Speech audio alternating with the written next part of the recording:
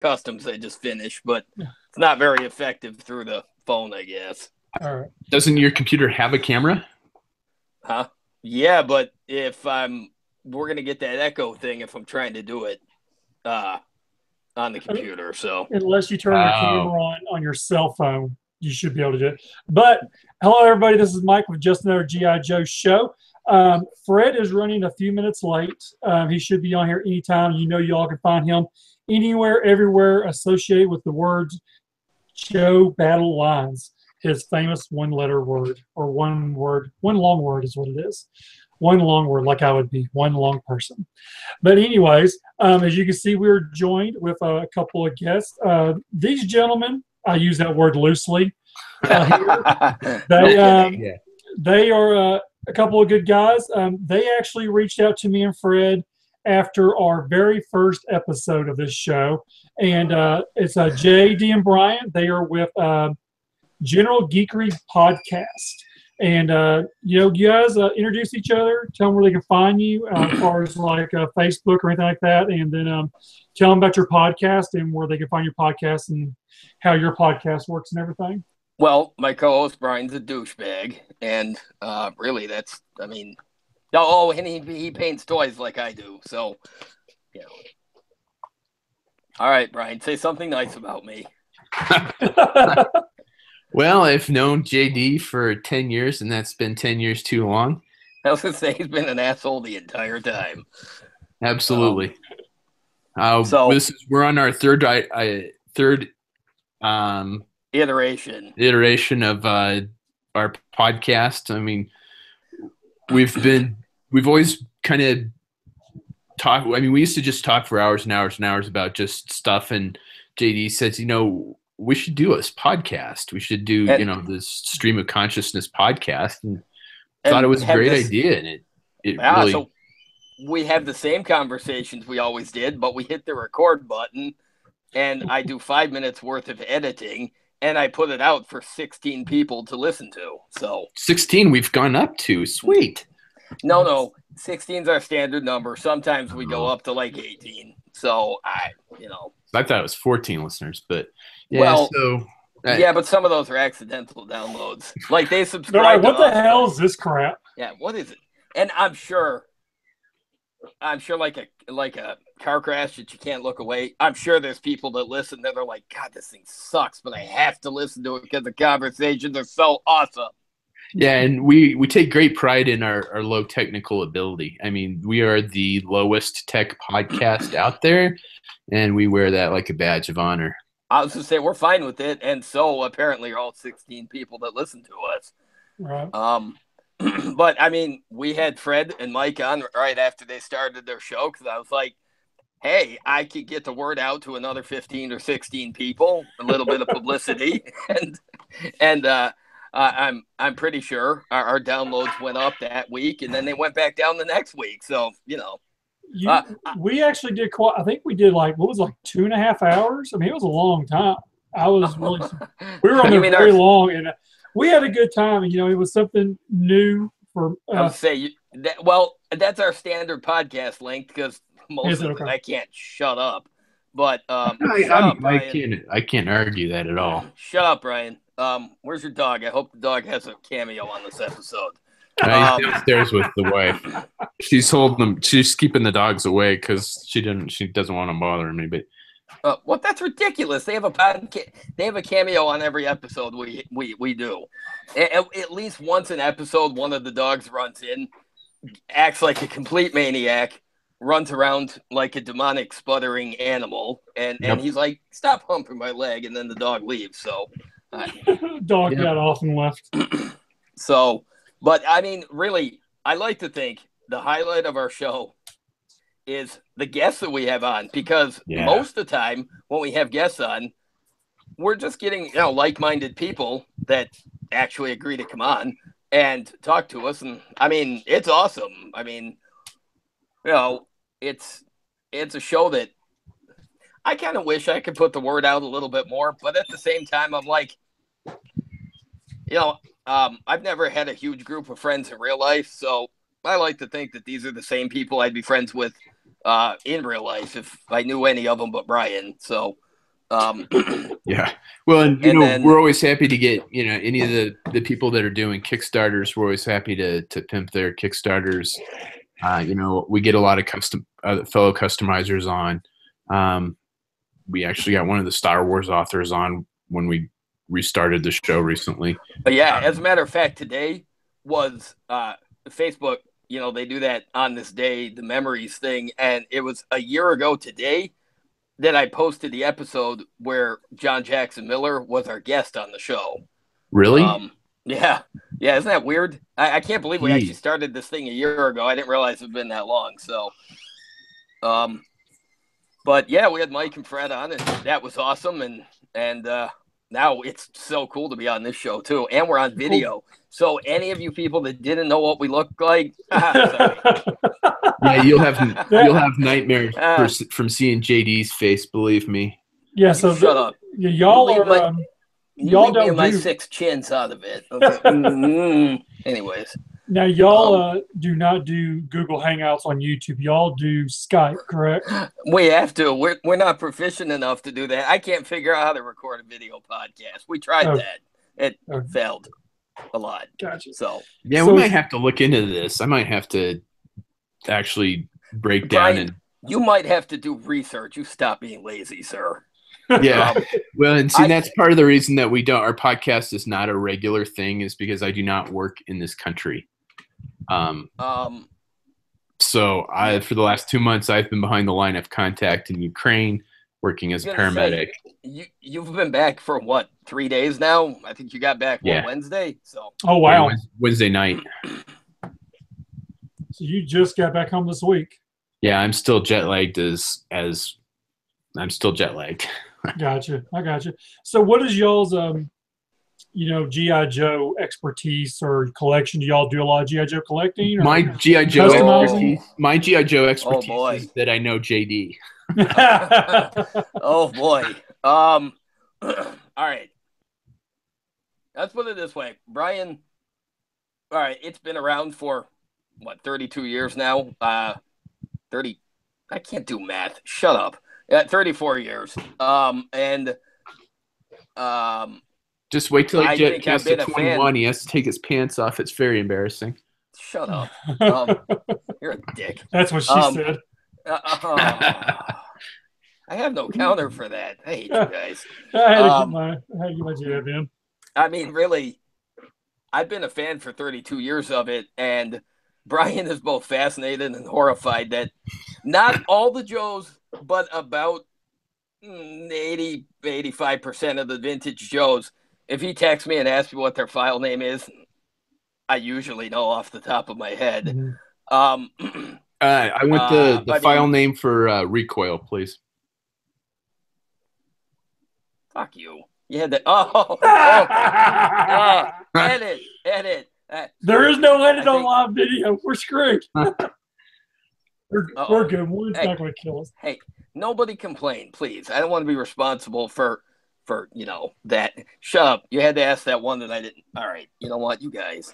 All right. Let's put it this way. Hot seat is Michael Provost. Nobody else knows that. Yeah, Nobody. I'll give you that. It's hit and run. Brian Scott is. Oh no, that's the British version. Hang on. Yeah, that's the Tiger Force UK version. He's a different character. Wetsuit. Brian Forrest. Yeah, there you go. Yeah, I know that one because it's my first name. Well, and you like SEALs. Brian has something of a thing for Navy SEALs. A little bit. So, but I mean, basically what happened is a few months ago, we both got back into the O-Ring G.I. Joes, and we did a 3-part podcast where we basically just ran down our 5, sometimes 6 favorite figures from every line of the vintage collection, because every year. Yeah, we did every year. 82 to what, 94? 94. And then we ran them down because it was like all of a sudden I bought a few and no, it's because I sent you some. Well, you sent me some. I had bought one that was cheap on eBay, and then There's those customizers that make the professional ones, like Red Laser and Black Major. I bought a couple of theirs, and then Brian sent me this box of some that he didn't need, and all of a sudden I'm like, all right, I'll buy a couple more. I have bought at least 30 of them since. That was like 3 months ago. It's ridiculous. I'm slowly getting them.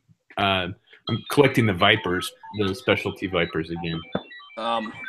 So why do I hear a UFO? I sent an email, my bad. Oh, okay. I thought Fred was beaming in from wherever he actually comes from. Yeah. I didn't know, or I thought maybe that was the alert that says time to unlock the basement to let him out. So, where his wife keeps him. You come out and play now. You only have a half an hour. Make it count, sir. And stay off Joe Battle Lines. You have a podcast to do. All right. Mike, you got kids, right? Uh-oh. No, yeah, unfortunately I do.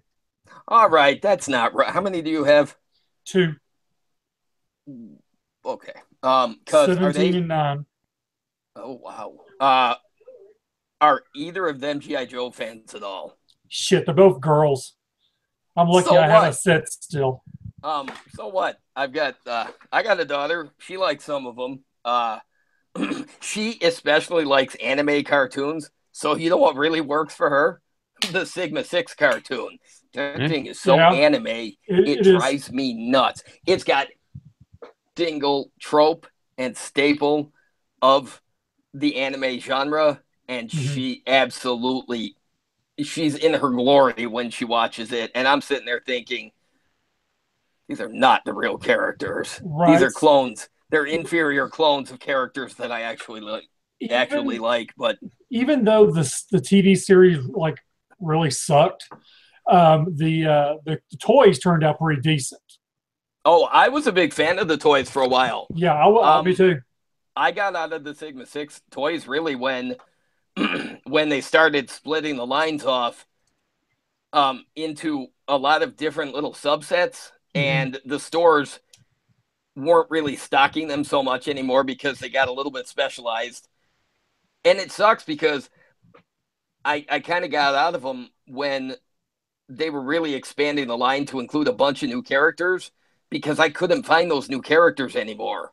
But the first few series of Sigma 6, I had most of them. I mean, even at the higher price point, I liked the aesthetic of them, and I liked the accessories they came with and everything. And I liked this brand new take on G.I. Joe, but it just got to a point where a lot of the new stuff, stores just, they weren't carrying it anymore because we didn't know at the time, but the line was kind of on its way out. Yeah. I mean, I remember being at the New Orleans 96 JoeCon and seeing all the stuff that was coming out for 2007 and late 2006, and there was some really cool stuff. But what ended up coming out, I didn't see most of it. So the closest I ever got to, like, you know, the Sigma 6 Grand Slam and Shipwreck and characters like Inferno and Lockdown was at that convention, seeing the actual figures, because I never saw them again after that. And then at the very end of the line, they had like that Adventure Team spin on it with like Rakondo and stuff. Never saw it. And then they canceled the Joe Colton figure with the gorilla. And that would have been kind of cool to have, but no, never saw it. Well, I mean, just Hasbro's distribution sucks, period. No matter what you collect from Hasbro. Well, that's the truth. Star Wars, Transformers, G.I. Joe, they are the worst distribution ever in the world unless you find a hick in the sticks Walmart like I did. I went to Shreveport the other day to visit a buddy of mine, and on the way there, it's actually Hope, Arkansas, where President Bill Clinton was born and raised. And there's a little Walmart there. And I stopped there and looked around the Walmart. And they got their huge Star Wars display up there. And they have yet to sell one Black Series figure out of it since Force Friday. It was completely full. Man. Hadn't sold a thing yet. So, yeah, kind of crappy. The day after, the week before Force Friday, I went to Walmart and they had out a couple of the basic carded figures. And I took them to the scanner just to see how much they were overcharging for them. And they wouldn't ring up because it was before Force Friday. Right. And then the morning of Force Friday, I had to go to Walmart before work. So, because I had to get a few things. So I stopped and I took a look. And none of those figures that were out the week before were out. And neither was anything else. There were no figures on the shelf except for the Black Series stuff that had been sitting there for months. And since then, I've only been to one store that actually had any of the Last Jedi stuff. But it's like, all right, so Force Friday, all the stores are going to have, they don't have anything. They didn't bother to stock anything for Force Friday. That's funny. I haven't even been in a store yet since I've been home, so... That's funny you should mention, right, since you mentioned that, the guy I do another podcast with, we call him G1 Hexatron on the Shatterclass podcast. He's a huge Star Wars guy, and he went out around midnight to start, before midnight, trying to scope it all out and everything. But he went to Toys R Us first, waited 2 hours in line just to find out, even though he was the third person in line, all that Toys R Us got was one case of Black Series figures, and that was it. What? That's ridiculous. And the first person in line bought it all. That's ridiculous. That's horrible. And that went straight to friggin' eBay. And then he went to Walmart after that, couldn't find no display, asked the manager about it. Oh, well, you'll have to come back when the morning people get here to figure it out. He's like, look, it's in the back. It's a big, huge display that says freaking Star Wars on it. You can't miss it. You're supposed to put it out. And this wasn't just in Texas, and this wasn't just up there where you're at. It was here in Arkansas. It's in other places. Walmart dropped the ball on this Force Friday deal, and I just think it was not that big of a stink this year than it was in the past. No. You know what? Last year, they tried Rogue Friday at the end of September, and I remember going to the store then, too, and saying, where's all the Star Wars toys? Because the Force Friday thing was a big deal for The Force Awakens, but The Force Awakens was a big deal because it was the first Star Wars movie in 10 years. So, of course, the stores went crazy for the merchandise.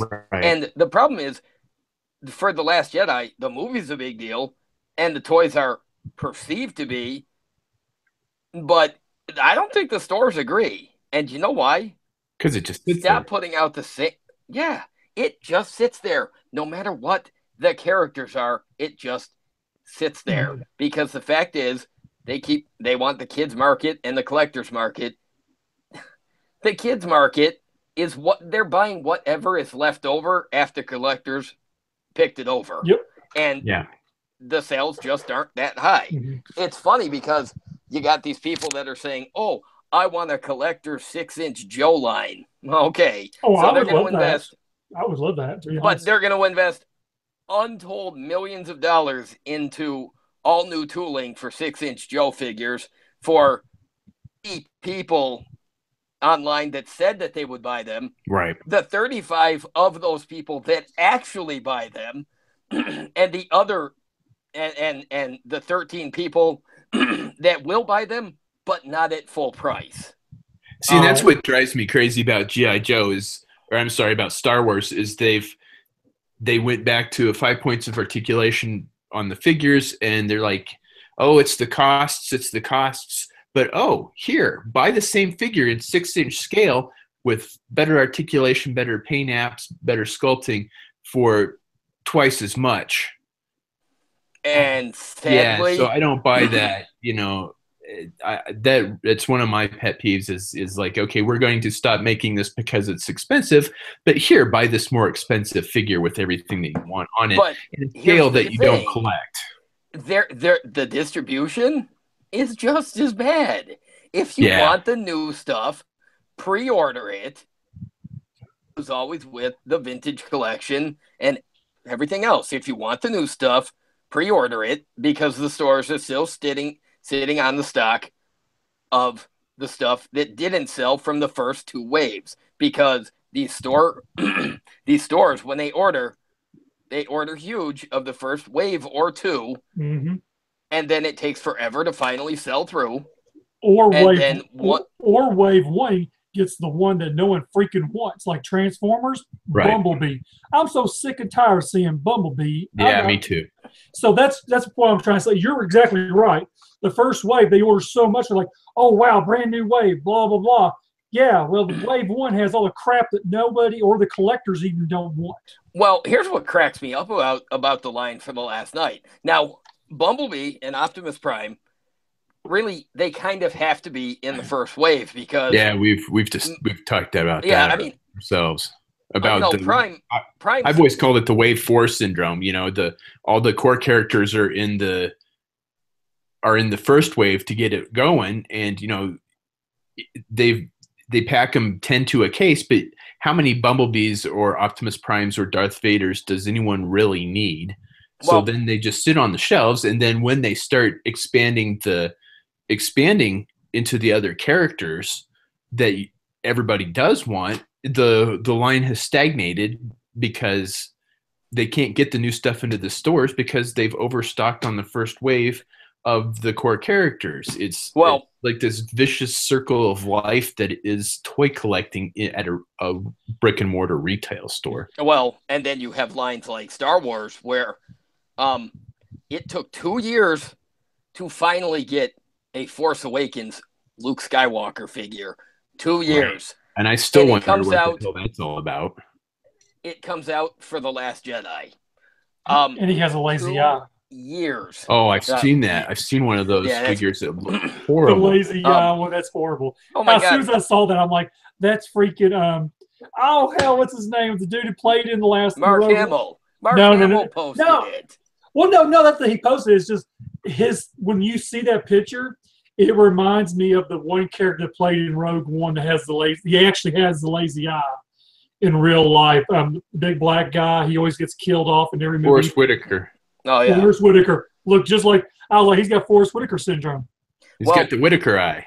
The Whitaker eye. There you go. Yeah, Mark Hamill posted. It was a Photoshop of that Luke with the of the figure of Luke with the eye down here and then the one up here, and then there was a Photoshop of him right next to it with his eye Photoshopped down. I didn't see that. I missed that. I didn't. Me too. That's hilarious.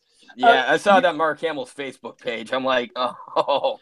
It's funny how you mentioned about the brick and mortars. And this was something we were going to talk about. You know, I wanted to talk with Fred, but he's running late. So people who are on now, Fred will be on hopefully here soon. Then we'll go into screen share with everything from HasCon about the G.I. Joe side. But for people who don't know, Toys R Us hires a law firm as it explores possibility of filing bankruptcy. I saw that. Can we blame the collectors for this? Let's see, $400 million in debt due in 2018. Can we say? No, I don't think the collectors. I don't think this is a collector's issue. I think this is, to me, this is the growth of online retail. There's another problem. Toys R Us's prices are ridiculous. Yes, everything that they sell at Toys R Us and the other retailers is at least $2 or $3 more expensive than the other retailers. And then when they get exclusives, some of them are $5 and $6 more than the rest of the line. I mean, don't blame the collectors, don't blame the kids, don't blame the parents buying it. You blame Toys R Us's greed. They are most of their toy, and they never clearance. There is stuff that sits there too. They do, but they never put steep discounts. They knock a few bucks off. Not where I'm at, they sure don't. Now, take for example, they knock a few bucks off, they call it clearance, and then they wonder why it's still not selling. Now, because you knocked $3 off the $33. Take this for example. The last 2 or 3 years, they've done exclusives for G.I. Joe, and we were told at JoeCon last year that Toys R Us was not going to do the vehicle sets anymore because they had to clearance them out. Granted, they weren't clearanced out at big discounts, but they eventually got down there where they got rid of them. But I've seen a lot of GI Joes on clearance, and this last year it was strictly last year, or was it? Shit, I didn't lost confusion on that one, but it was they clearanced out the last of the vehicle sets, and then all they would do were 2-packs and 3-packs, which they did do, but those packs were eventually found at Ross stores, even at slashed in half prices. So right. I mean, and like I had said, I've mentioned on our show a couple of times, I never saw any 50th anniversary stuff in my Toys R Us at all. I think this past year they really lowered the numbers down. But if you look in the years past, they would order bukus of them, and some stores would be sitting on them. Some stores I've seen that had the wave before last online, and they sold them for like $5 to get rid of them. So I mean, there's they've catered to collectors through Hasbro. Take this for example, prime example right now.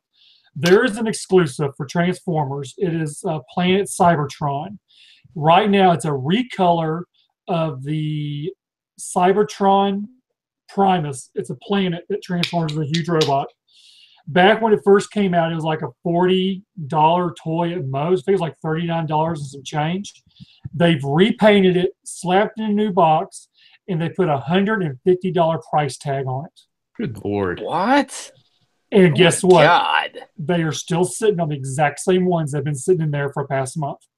This is the problem when you do exclusives. Like you said, you're talking like a $40 toy, but of course, they've got to mark their toys to whatever they're getting their prices at.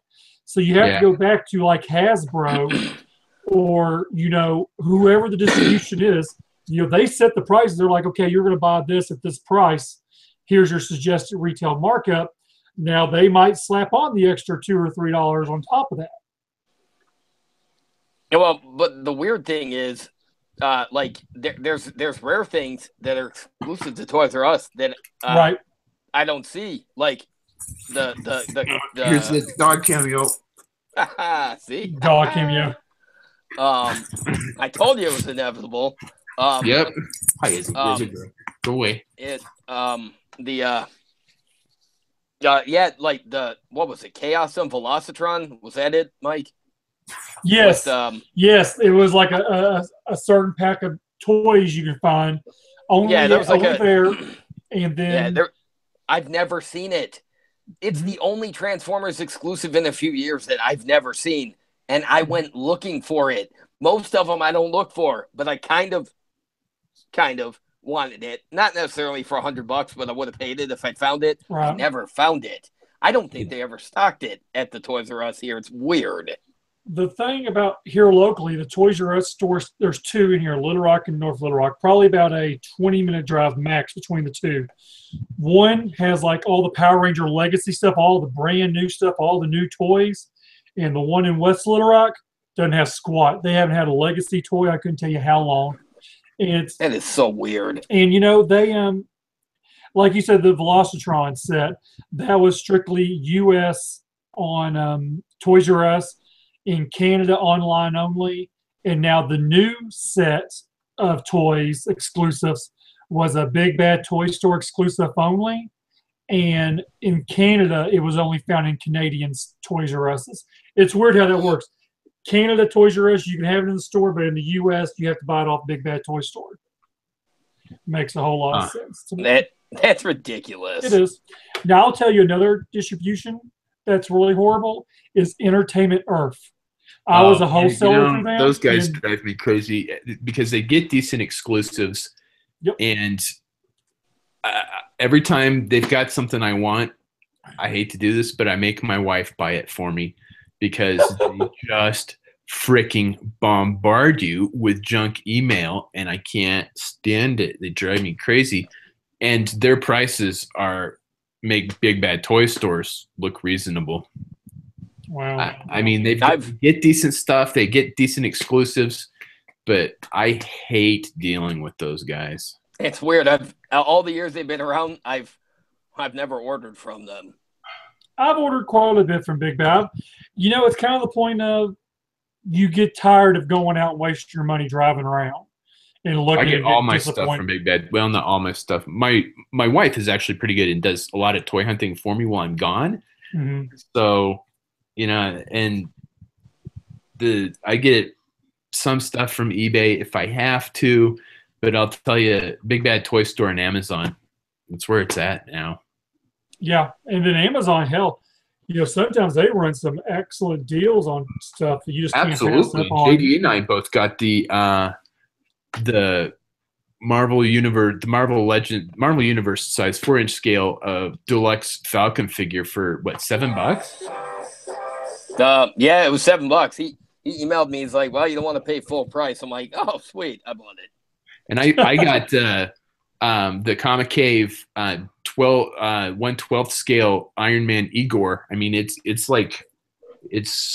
half of the thing is die cast metal. It's a couple $100 toy. I got it for $70 last year on one of their deep discount days.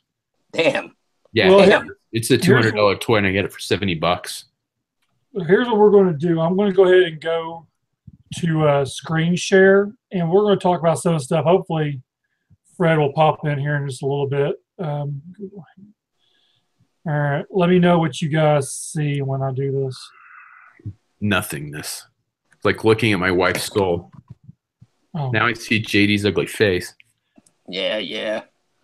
Oh, is it really? That's all you see? Oh, hey. Now do you see that? Yeah, it's that guy from Her Christmas Story. Okay, great. There we go. Okay, that was Fred's joke, and I stole it, but he's not here to make that joke. That Sub-Zero figure is ridiculous. Well, for people who don't know, the G.I. Joe Collectors Club showed us 6.0 sample pictures. As you can see, these are actually what we're probably going to get. As usual, I even replied to this on there somewhere along the line. People were saying these look a lot better than what we saw in the mock-ups. And people don't, if you've never gone to a Joe Con or you've never gone to a BotCon and listened to the Collectors Club actually talk about their stuff and what they do, mock-ups are strictly what they send overseas to China to have them build. And people don't understand that. The photos are basically heavily photoshopped. They took a base figure, they photoshopped the colors onto it. Right. If it was going to have any new parts, they'd photoshop a mock-up of what it was supposed to look like. Then what they're showing off now is the full production level versions of it, just to compare to what the prototypes look like. And honestly, in this case, that's kind of what the prototypes looked like. Yeah. Well, I mean, that Sub-Zero still terrible. Dojo's still too skinny, and Skip still looks awesome. So right, I know. Surprisingly, these were for sure the Dojo was not my number one choice by any means. Actually, I already have my Dojo sold for when he comes in. He's going straight out to a buddy of mine. The Skip was kind of like on edge for me. I had someone mention they were looking for one, so I might have that sold. The Sub-Zero, I'll probably keep him. Most of mine stay in the packages unless it's something I really, really, really want to open up. So he'll probably be a package one. But, some people are, backtracking on what they said. They looked horrible in the mock-ups, but they actually look pretty decent in, what they look like now. I know Fred, I was hoping Fred would have been here. He usually can send me pictures of the mock-ups side by sides. He does all that business stuff I had pulled up from our Facebook page. But now, do either one of y'all do the subscription service figures at all? Or I did the first one. Since then, really, I haven't been able to afford any of the other ones. And honestly, the first one I did it because there were 6 or 7 of the figures I wanted. Since then, I really appreciate how random the lineups are. I really appreciate that the club likes to pull from all different parts of the line and different part of the mythos. The character varieties on the figure subscription service really light my fire, but the actual figures, some of them I get about 2 or 3 from each wave. I am not into the sub teams I can't stand Tiger Force. I mean, I have. Oh no! Don't I've say always that. had a. Ever since I was a kid, I've had a just burning distaste for repaints. So I remember when Tiger Force first came out, and I'm like, I have all of these figures already and in much better paint schemes. Why would I buy these again? This is ridiculous. I was so mad that I didn't get new figures that year. But yeah, well, he doesn't like so a lot of Tricom these, Patrol either, but I'm still friends with him. So a lot of these characters, I like the fact that they're offering to them such a wide, diverse selection. I think that's awesome that they do that. It's just not my thing. Mm-hmm. But I know that there's so many people there that are like, man, I really want, this one figure from the Brazil line made again. And so, yeah, good on them. But, I still want just the regular Real American Hero figures that we still haven't seen. I can do without a freaking repaint of Gung Ho, Again, I like the character variety. I like that they do some of the foreign characters that we only know about here because of the internet. But at the prices they sell them for, whether you subscribe or not, because even if you don't subscribe, if you're a club member, you can go on the website and you can order them, or you can buy them through other places like Big Bad Toy Store. They're more expensive, but you can buy them. But and you usually can get them reasonably on eBay as well. Yeah, but here's the thing: at those prices, those figures, in my opinion, aren't really good enough, or they're characters that, yeah, I'm glad that they're updating vintage stuff, but those particular figures don't necessarily warrant the price they're charging. So, and on top of that, I'm extra biased now because I gone back to the O-ring stuff. I'm not buying the modern stuff anymore, so I'm doubly glad that I didn't get into it. Like I said, those 3 images, I've got 3 vastly different opinions on them, and I'm interested to see what the rest of them are, but I don't know. Let's put it this way. The only upcoming one I'm excited about is the Crystal Ball one that they promised for what, subscription 7 or 8 or something. I don't know. I want Crystal Ball only because I've been yelling about him getting an update since the first subscription service, and I am one of the 5 or 6 fans that Crystal Ball has. So okay, it's a modern figure, it'll be expensive, sort of, but I'll buy it because it's Crystal Ball, and I've been yelling about how he needs an update. So yeah, it's got to be one of my favorite characters for me to pull the trigger on. And I have a lot of them, so I probably have probably 15 or 20 of this figure subscription service figures from each in total. So it's not like that I won't buy them, but it's got to be something that I really want. Right. In this same lineup, they actually have a lot. This is actually the number one I do not want out of this subset, or all this one is Windmill was labeled on here, and it was not the one people were wanting. It was the Funko Fun School. Yeah, Fun School one. And people were like, what the hell are they doing? Yeah, the India G.I. Joe line, I love it because of the kitsch factor, because most of them are kind of goofy, but I love That's an understatement. Yeah, I love the randomness of them. So, okay, Club, I like that you pulled, instead of doing the obvious lime green and orange version, you did the blue and red Indian version, but at the same time, you guys had to know that was going to piss people off that wanted a Windmill update. Come on. It's like... Well, you had to wonder why in the hell they went with that character in the first place. Well, no. They went with that character. I'm sure they're going to say, well, we've had a number of requests for that figure. Well, and they probably have, because a lot of the people that buy these things, they do want updates of all of the vintage characters that they can get. Mm-hmm. Including the completists who really do want even the vehicle drivers. But if you're going to make Windmill, who was already ridiculous, then you go and you do the Indian version that only a fraction of those people wanting it are going to even know about. Basically, if you weren't a Joe collector in the early 2000s, you probably don't know about the Fun School line. And if you do know about the Fun School line, you may not be aware that they ever did a windmill figure because it was ridiculous even then. It came with a backpack that was a literal windmill.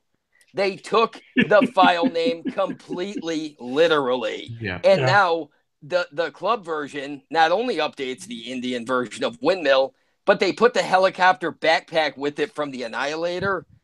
Yes, as a tribute to the ridiculous accessory. So it's the figure is kind of an inside joke to Joe collectors, but they put an inside joke inside the inside joke inside the figure subscription service. So you have to be so far into the nerd trivia of Joe, like I am, to even get it, that I have to think, so you're going to charge people $40+ for this figure that was already a joke. You put a foreign spin on it to make it a bigger joke, and you have to know this is going to irritate people, guys. Right. There aren't many people that are screaming for windmill, but they certainly weren't screaming for that version. It was an odd choice. I like it, but because I appreciate Fun School. If I wasn't a Fun School fan, I'd be like, what the hell is that? I bet you anything we will still get the regular colored version before they end. Oh, they will. They'll put it in the concept next year. Yeah, maybe so. Now here's it's funny. Y'all have mentioned this a couple times talking about the prices. Yeah. Hey guys, I'll be right back. Keep going. I'll be right back. Now, when we talk about prices, people, even Joe collectors, Transformer collectors, they always complain about the prices. And in today's times, you have to look at it as stuff changes, prices changes. Different countries start charging America's different prices now. A lot of people don't realize that, the parts are all made in China, and there's a possibility that manufacturer prices went up. And that's why, now granted, they might, 1 year they did come out and say, yeah, we're going to charge you more because we had to air ship it over because of the dock striker crap that happened a couple of years ago. Right. But then it was kind of like, okay, you charge us for this because it went up because of the shipping issue. We accepted that, but you didn't go back down the following year. You went up again. What's your excuse on that? Which it could totally be that prices went up, man.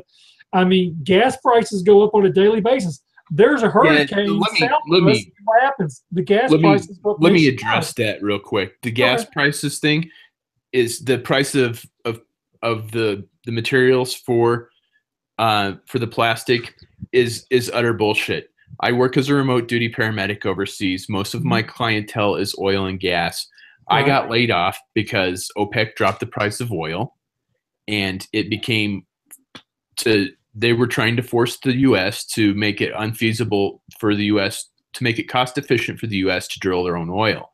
So the one of the byproducts of making petroleum for cars is the plastic that they use in toys. So the cost of the plastic is actually probably the lowest it's been in almost 20 years. So that is utter bullshit.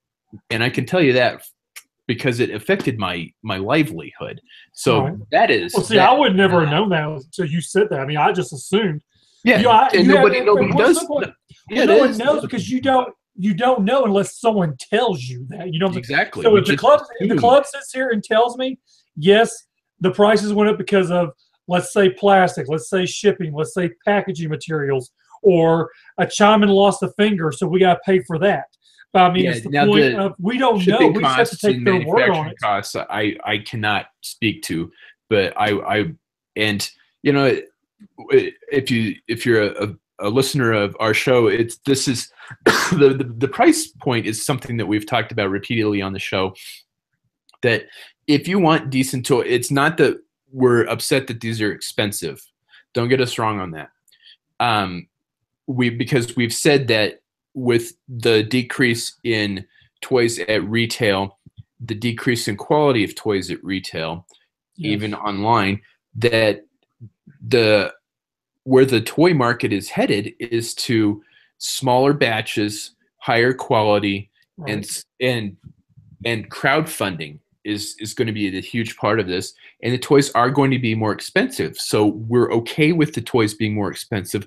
We just want the quality, and I think that's kind of one of the hanging points of the figure subscription service, that it's we're willing to spend the money, but the quality and the selection that we want just isn't there to support the higher prices. It's not that the figures are more expensive, that, you know, I'm willing to spend a little bit more money on decent toys. Right.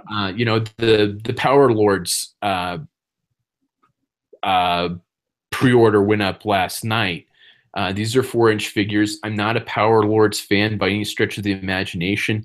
I don't know anything about it. I remember the toys when I was a kid vaguely, but I was looking at some of these figures, and they've got 4 that are like armored figures. And as a huge Iron Man fan, I am all about anything armored. So right. I'm gonna pre-order these figures. They're $22 a piece for a 4-inch figure. However, they're fantastically sculpted. They're fantastically articulated. The detail is amazing. The paint apps look stunning. I mean, it's 4 horsemen that are doing this, so I know the quality is going to be there because I know what the quality of their previous toys have been. I'm willing to spend $12 more than I normally do on an action figure to get the quality. Right, and see, that's, you know, some people, collectors, you know, I've noticed it in Transformers and G.I. Joe, people do complain, and people don't realize if you take a 15 box set, person box set, you divide it out, it comes out to like $20-something a figure, which isn't too bad. But then you have to take into consideration that all the perkish stuff you get at a con at Fun Pub, which is, you know, the dealer room experience, the panels, the dinner, the free autographs. People don't realize, you know, I'm a promoter. When you book guests like that and you don't have like a big con or something work in their deal, they're going to charge people autographs, usually around $10 to $20, if not more. Like today, I went to a convention. I saw Ernie Hudson, and I was excited to see him. I got a photo with my cell phone, a print with his autograph, and it cost me $50. Yeah, and see, that's not too bad as far as conventions go for. See, there's a picture right there. Autographs. I mean, one of the things that I collect is carded figures autographed by the actors that have played those roles. And I've got quite a few really awesome pieces in my collection. My wife went to our local convention because a bunch of people were going to be there. And Billy D. Williams was there. And, you know, she's texting me while I'm in Ukraine in the middle of the night. She's like, geez, you know, Billy D. Williams is $60. Do you really want to spend $60 on this? I'm like, well, you know, yeah, kind of.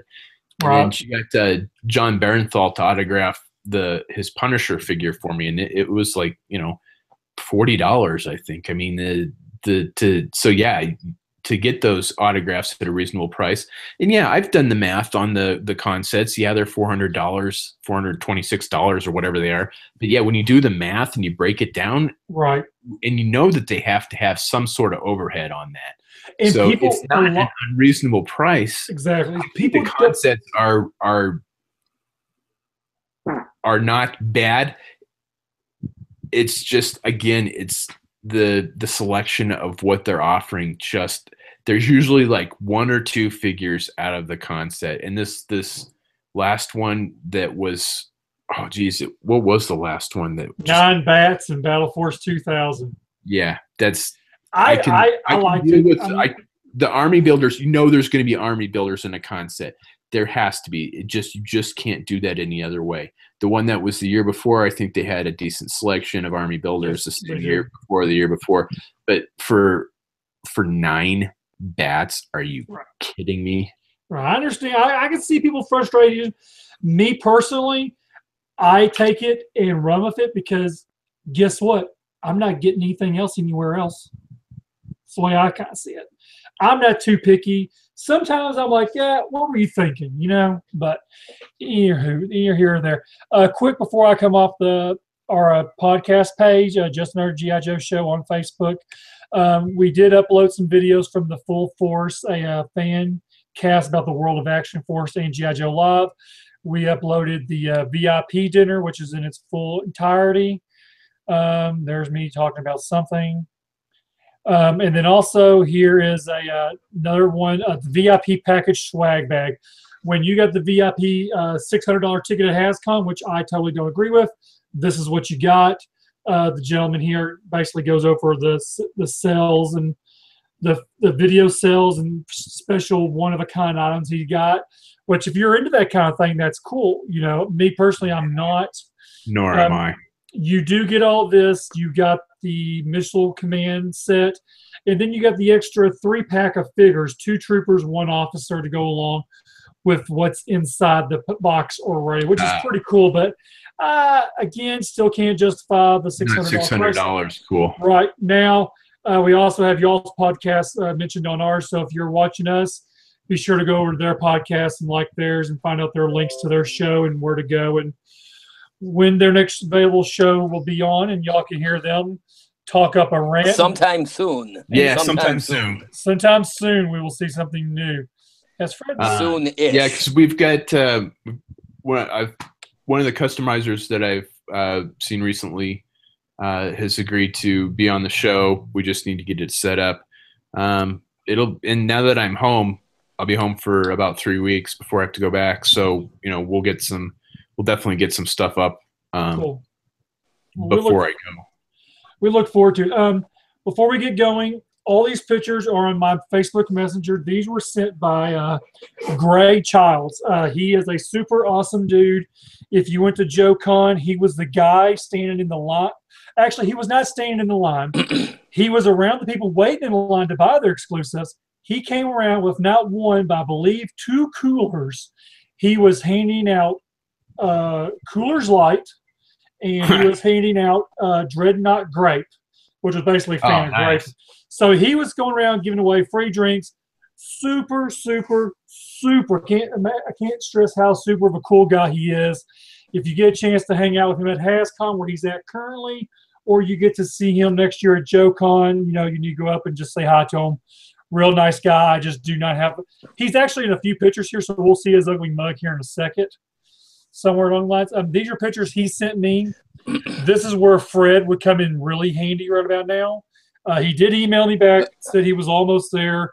I'm assuming his wife or soon-to-be wife is getting him in shape to what his honey-do list will be later on in life. And he is running a little bit late. But oh, I know that. I know the honey-do list. Yeah, this here looks to be a production sample of. It looks like a Cobra crate, so I'm assuming it's something that would fold up to be a crate of some sort. Again, I'm guessing it goes with the Missile Command set as the prop. Hey, thanks to Mike for sharing our page. We just got a request to join our group. There you go. Look at that, guys. Yeah. Pretty cool. So only if you get one. That's one more that you did not have. Exactly. Absolutely. Now we're up to like 17 listeners. There you go. I mean, awesome. So, Kristen, thanks for joining the page. All right, here we go. Next picture. It is one of the things we always we've stressed. I mean, one of our guests was an old friend of mine that has just supported our page and our podcast since the very beginning, and we had her on the show. She doesn't necessarily collect anything, but she's a geek. So, I mean, if there's something that you want to hear on the show, some specific topic, or even if you just want to be on the show, we encourage you to get in touch with us and let us know what. By all means, contact us and say you'd like to be on the show. We'll be more than happy to have you on the show. I mean, Tanya has been listening to General Geekery since the first edition of the show. And hey, there's Fred. Wow, he looks. He's crazy. Okay, just like I figured. Hey, Fred, I totally stole your joke about Ralphie's brother being the Sub-Zero figure. Totally stole it because you weren't here to say it. He ran with it too. He's not wrong about that either, unfortunately. When you put that bulky of a coat on a figure, and when you add the harness on top of it, those arms, they're never going down. ever. Yeah, no, and that, you know what? That figure is fatter than the horror show figure they put out. And Sub-Zero not supposed to be a fat man. No. Well, look. Horror show sat down. I mean, a horror show. Sub-Zero watched Deke. It kind of depressed him a little bit. He realized that his best episode involved, a trans species polar bear dressing in human clothes. He went to the Sizzler. The dessert bar called. It was a bad downward spiral, guys. And the rest is FSS history. And now he's fat. And then it kind of now. Okay, you've heard of the costume group, The Finest, where it's all these people that they cosplay as different G.I. Joe figures. Well, yeah. I always lament that there's few comic book characters I could cosplay as other than Dr. Octopus and such. Now I can be the FSS Sub-Zero. Yeah. All I need is a big parka, and I'm totally there, because otherwise I always say, well, I could be Newman or Dennis Nedry, played by the same actor, and now I can be this Sub-Zero. Wow. That's awesome. So. Since we got Fred back on here now, we just start the screen share on this. Fred, what exactly is this? Are you familiar with what this is supposed to be for? I just got completely booted out, so whoops. Well, I hear you. Are you still there? Yeah, I just got tossed out and had to come back in. Now, what are we looking at here? I didn't even notice you were gone. Me either. Most people don't. Okay. That tells you how much you're, the general concern for you there. I'm kind of like Xandar. Well, I know this, but I'm technically inept and I couldn't do anything. So. This here, Gray Childs, he sent me a whole list of pictures. This here, I'm not sure. We know it's a crate, a Cobra crate, like breakdown. Ooh. I mean, is that something that they got free in their thing? I have been away from the internet for most of the day. So. Okay. Well, it's pretty cool, whatever it is. That's a cool fold-out crate, though, and I'm not gonna lie. If anybody out there wants to scan that and send that my way, absolutely, I will take one, because that is freaking sweet. Does it say? It looks like a shipping crate, but if it doesn't say Arbco somewhere on there, someone fell down on the job. Well, that's a good point. This here. Fred, I know you know that they, in their VIP package, they got the Missile Command set, and this is the I thought it was 3 figures, but it is 4. There's 2 Cobra officers and 2 Cobra troopers in the extras. So they basically got 7 figures with their set. So still not worth $600, I don't think. I was going to say all for a measly $600. Well, I mean, you got to think there's the. But that's not all. If you call now in the next 5 minutes, we'll give you absolutely free punch-out crates. There you go. Yeah. Now, these are pictures. Again, all these pictures that we're going to go through was sent from Gray Childs. Okay. As you can see, there are actually people there. We did post some videos on Justin Our G.I. Joe podcast about people who were digging videos. We've been posting those as much as possible. To my understanding, all of this here is outside the main room. Okay. So this is not inside the room with G.I. Joe wasn't good enough to be with Monopoly and Play-Doh and Transformers. All the Army men got to go outside by themselves. Is that a brony costume in the bottom corner of that picture? Yes, it Probably. is. It's a brony. Oh my God. Sorry, I get. That's terrible. Yeah. I've seen some horrible things in my 20-year career as a paramedic, and now these seen pictures, blood, he's seen injury, but he's never seen anything as terrifying as the brony. Brony, yeah. Now Brian's gonna need the medic. Yeah. These here, luckily, my wife is a mental health specialist, so I'm gonna go talk to her when I'm done.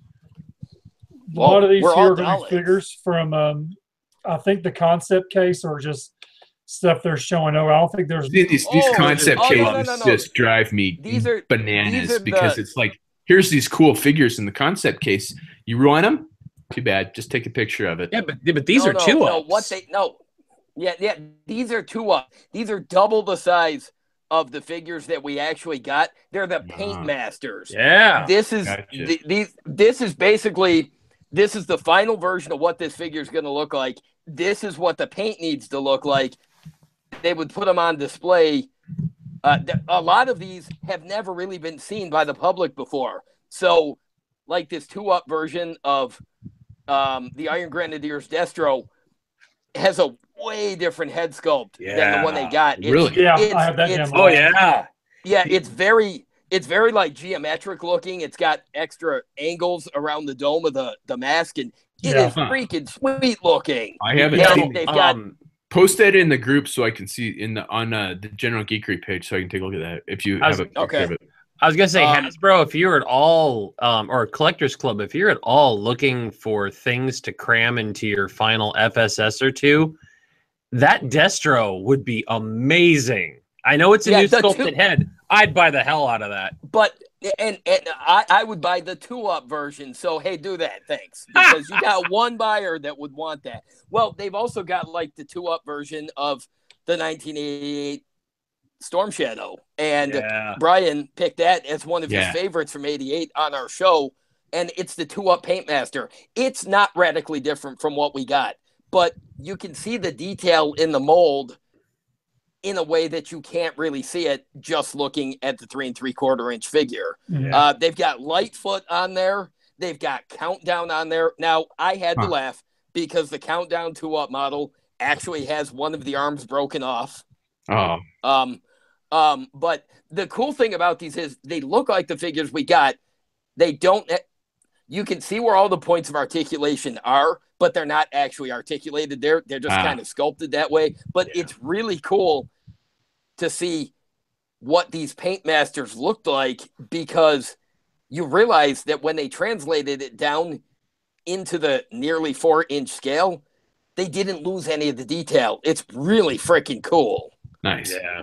That is, I didn't realize they were that, because you can see the regular 3 3/4 inch there, and then you got the 2-ups right beside. So yeah, that is a big difference. Yeah, I didn't know those were the 2-ups at all. Yeah, I didn't either. I just noticed that right there. Yeah, hey Brian, I'm posting a short video of the 2-up Destro on the general Geekery page. All right, I'll take a look at it when we're done with the podcast. Yeah, it's really cool. Like, it's way more geometric head sculpt. It looks an awful lot like the animation model. Fred, you can. It looks a lot the way they colored it, because it's not a chrome head. It looks kind of like the animation model that they animated for the Operation Dragonfire Deke episode with the darker gold head. It's freaking cool. Yeah. Man, hey, there's one reason I wanted to go to. I would have wanted to be at HasCon. Never thought about going, but this is cool. I didn't realize how much Joe stuff they actually had up there, because honestly, when they put out the press release, it'd be like, see Firefly's bike from Retaliation. Like, really? Yeah. Really? Yeah. But these 2-up paint masters are cool. Once when Daryl was talking at JoeCon, and Daryl was talking about really making an effort, when they pulled Daryl into helping with HasCon, my anticipation for it went up, because Daryl is such a passionate, not only is he a Hasbro employee and he's a killer guy at PR, but he is so passionate about this brand that Daryl was going to do right. Glad somebody still is there. Yeah. Daryl DePriest is a lifelong Joe buyer. Yeah. There's few people since the original run ended that have put the blood, sweat, and tears into G.I. Joe that Daryl DePriest did. He basically ran the line from the relaunch in 2000 all the way into he's still there, but I don't know if he's still with G.I. Joe, but he loves G.I. Joe. And every time he talks about it, you can hear it, you can see it on his face. And I met him in 2006 at the New Orleans Con. I got to show him my G.I. Joe Eco Warriors tattoo, and I have a picture of him going, what the hell? Which is most people's reaction. And it's just pretty much, hey, Fred saw me there. He's like, what the just like they would be if I had a Tiger Force tattoo. Don't look, man. Nobody should do that to themselves. Nobody should disfigure their body in that fashion. Yeah, I agree. With Eco Warriors or Tiger Force? Because no, Tiger Force. He's just saying Tiger Force. He doesn't like Tiger Force. But then, wait. If you get a Tiger Force tattoo and later you get it recolored, then you can say it's the repaint version. There you go. Well, no, what he does is he gets an original tattoo and then paints the Tiger Force version over the top of it. Because it's the cover up. Because as we heard, that's what Hasbro did with a lot of those original pieces of art. And when you were saying about passion for the Joe brand, we were fortunate enough to have Bobby Valla on here a couple episodes ago. And Bobby's the guy that did the builds for the Cobra Troopers, for the Missile Command set, and did a lot of he did the restoration work on the base itself. And he pretty much did it himself. You want to talk about a guy who eats, breathes, sleeps, loves Joe. That Bobby is awesome. Yep. Bobby was a nice guy. He actually reached out to us he reached out to me after he saw my hack review of a toy review on the command set, and told me who he was and everything. And I asked him if he wanted to come on. He came on. He had a real good time, really enjoyed it. He's done a lot more. He's done a few Transformers. He's done, I think he's had his hand on all the 12-inch Marvel Legends. And a lot of the later, when Marvel Universe transitioned over to the Marvel Legends, brand, but it was still the 3 3/4. He is responsible for all the '90s influence in that. So like Deathlock is one of his. Oh, really? And that Deathlock figure is awesome. You're the choir speaking to Brian now. He loves Deathlock. Yeah, I was fortunate enough to meet the creator of Deathlock at the Denver Comic Con a couple of years ago. Sadly, he died about 6 months ago, I think. Oh, look at that Mobat. Look at that sexy tank. You know what? The Joe Geek in me, this kind of behind the scenes stuff, these sketches, these prototypes, these mock-ups, it really fuels my geek. I mean, I love seeing this kind of stuff. That's why I buy all the books that Dan Klingensmith puts out, creating the 3 3/4-inch G.I. Joe line, because this behind the scenes stuff, seeing these prototypes, seeing the color sketches, seeing the models that they designed that went into making these figures, I love it. It's beautiful. So this kind of to stuff, me, it frustrates me because butter. I can't go get new G.I. Joes right now, and there's not anything on the horizon. But JD, did you do the eBay? JD, did you do the news book that was just Kickstarter funded? It was the newspaper ad book, or basically they include all the newspaper articles, like ads, store ads for G.I. Joes. I didn't even know about this. Yeah, I'll send you the link. I'll send you the link. I mean, it's already been funded, but I'm sure they'll have. I can't imagine the headache that he went through to put that thing together. I know. That's insane. Well, I don't even know how some of that stuff still existed. You know what? It is a headache, but it's probably a labor of love. He probably enjoyed it. Now, I didn't know about it. I'm glad that it funded, because after it comes out, I'll buy a copy of it now that I know about it. It wasn't very much. I think it was 30 shipped is all it was. Yeah, I don't remember the price point on it either. I was that's super cool. He was able to put it together. I mean, I like going on Yojo and looking at the old catalog scans. I really wish some of them were higher resolution, but it is what it is. Hit 3D Joe's. Carson has been scanning the crap out of that, including, if you remember, the issues of G.I. Joe magazine. Oh yeah, you mean the one with Falcon skiing down the slope, and there was one with Voltar on the cover. Oh, I remember that shit. Because the first issue came out, and then it was like a year later before issue 2 even, or maybe it was even longer. It was like a crazy amount of time. That's right. Wait, there was a cover with the Cobra Wolf and the 87 Cobra Commander on it. Oh, I love that. I had all the issues. Hey, look, there's Firefly's retaliation bike. Who cares? Who cares? Who cares? You know the thing. I will say that this bike in a fairly decent custom though. I will say though, I think it's kind of cool that they have even pulled in some of the props because if you guys remember JoeCon 2, look, man, I'm gonna get in trouble for this, but if you remember JoeCon 2009, Rise of Cobra is the biggest budget B movie I've seen, but there was something kind of cool about some of the props being there as well, because it was kind of like, oh, here's the case of Hasbro stuff. Here's even more Joe's stuff. Here, it's just proof that Hasbro does acknowledge those movies as G.I. Joe. I mean, I know lots of collectors that don't look. I saw them. I support what they were trying to do. I like Steven Summers, but Channing Tatum. But let's be honest, Megaforce is an Oscar-worthy contender by comparison. Yes. I can't argue that. I mean, honestly, look, I love Dwayne "The Rock" Johnson. He's who you get when your franchise is failing, apparently. Yes, but but the problem is he was good at playing Roadblock, but he could have played all the parts and it would have been just as effective, because honestly, nobody remembers anybody else from that movie. Oh wait, there was the girl from Friday Night Lights. There was that guy. There was that guy that was 15, 20 years too young to play Flint. There were all those people that there was Bruce Willis. Yes, there was Bruce Willis playing Bruce Willis. Bruce Willis. Yeah. And then there was the kid from Jurassic Park, and then there were all those other Joes that they killed off at the beginning for. And then there was the Punisher reason, really. acting as a bad guy. Yeah. I mean, oh dude, Hick Firefly was amazing.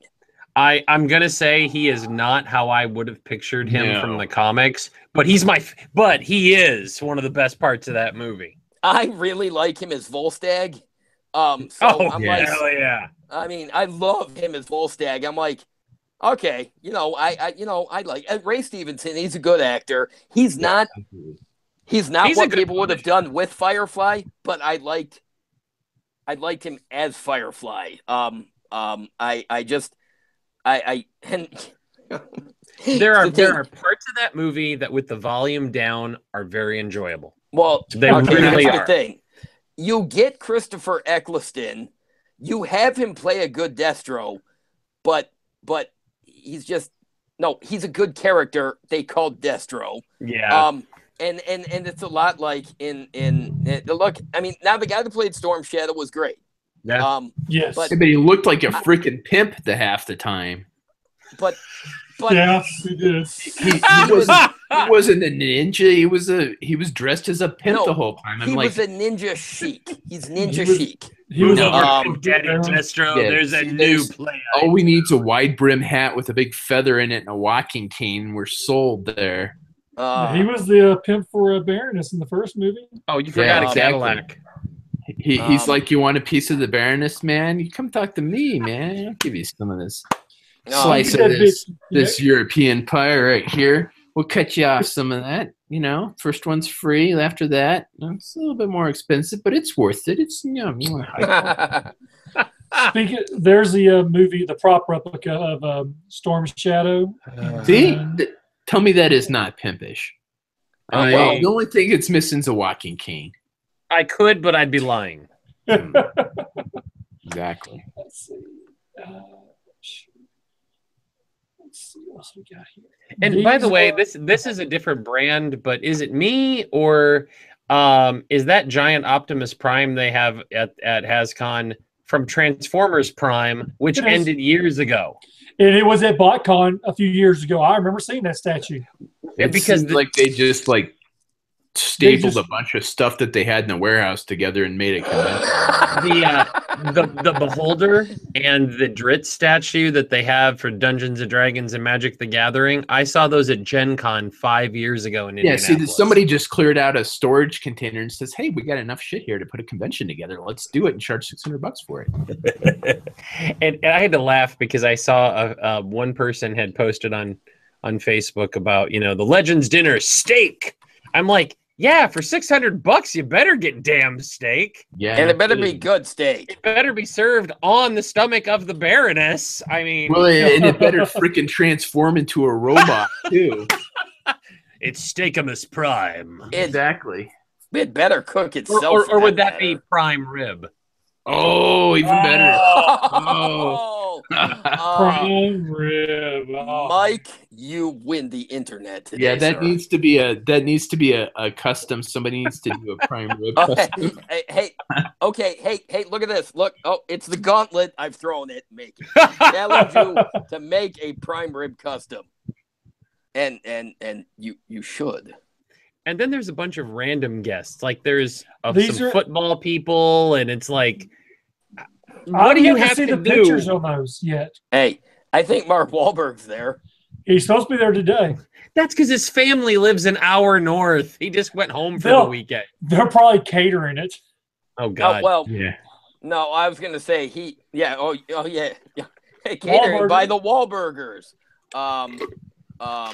It's well, but at least they got a high-profile guest. I mean, they do have Stan Lee. I mean, look, really? This is Stan. This is Stan's like last year of doing stuff. Yeah, he's retiring after this year, I think. What? He didn't cancel? Nice. Yeah. I mean, to me, honestly, you know, the whole like, if you were going to go and you were going to do the deluxe package, and as nice as it would be to meet the Joe Legends as they build them, if I can only pick one, I'm going to dinner with Stan Lee. Sorry, Joe. Because Stan's 93. Yes, he is. Yeah, this is his last year of doing cons. They've made that pretty clear the past couple, last 6 months or to a year now. Well, and again, his wife just passed, and I didn't see that. Yeah, it sucked. Yeah, they've been married since the '60s. I mean, that's just, that's pretty crappy. He directly attributed her to so much of his work success because he said she liked to spend the money as fast as I made it, and he wanted to keep her happy. And I'm like, you know what, Stan, you're just awesome, dude. Right? Oh, was that early? Was that Proto Raptor? Dude, Raptor's kind of cut. I'm not sure if these were. I remember someone else posting. Let me see if I can zoom in on that. G.I. Joe. The resolution's kind of concept. It's a concept. It's just a BOA concept. Yeah. I have to admit, BOA coming with a giant punching bag would have been awesome. Agreed. Oh, Lightfoot. I'm sorry, Scoop's twin. I was going to say, you mean... there's a bald raptor. This is what happened. That Zartan and Raptor's love child? Well, look, you know, Raptor learned that as he got older, his mother's side of the family had a lot of hair loss, and well, you know. So he put bird feathers on? That's not an alternative. It's a cheap toupee. You know, people deal with their getting older in different ways. Don't judge. His hairline was receding. He grabbed a chicken, shoved it on his head, and the Raptor was born. So now there's what happens when you have is when you watch too much Star Trek. See William Shatner.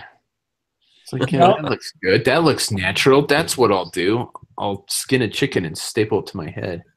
Now that's Gray Childs I was talking about. He's the one sending me all the pictures. The one handing out the free beer and grape soda at JoeCon. Yeah, it's pretty awesome. Yeah, I think I'm assuming that's a legend, or that's just a senior citizen he found walking down the road. I'm not too sure who that is. Wow. So he was like, "Hey, this senior citizen looks lost. Let me take a picture of it real quick." I hope it's not a relative. Mike, do I need to make a disclaimer sign that says, you know, another G.I. Joe show in no way endorses Mike's elder abuse? Yeah. Jesus. Yeah, leave your ageism at the door, sir. Yeah. Who's the old bag he found? Look at that. They dig her up in the gift shop. Is she from the archives? What is this? Put her back where you found her.